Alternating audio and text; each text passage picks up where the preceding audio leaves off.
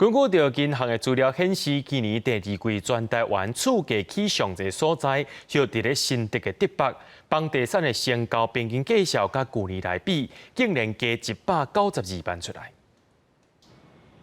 新起的大楼当咧施工，另外一边吊车嘛真无用。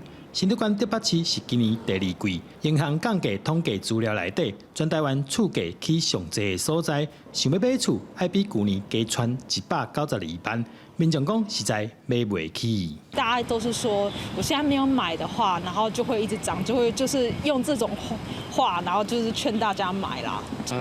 就是身边的就是长辈都会这样讲，可是实际上也是这样子，房价就是真的一直在涨。买房是时机啦，一再就是说你不买，然后可能2、3下你就买光光了，然后你接下来再去买，你也许可能1、2个月，你前面在看，你还在考虑的时候，人家已经买掉了。专门做房屋买卖中人指出，竹北这几年有真侪新起的建案，厝的起价除了因为科学园区的关系，上重要是起厝的成本增加。建材成本还有人工成本整个都上涨了，所以把费用转嫁到消费者身上。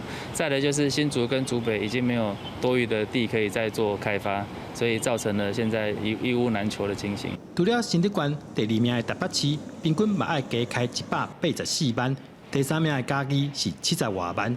民众想要买厝，实在愈来愈无简单。记者狄君豪新竹报道。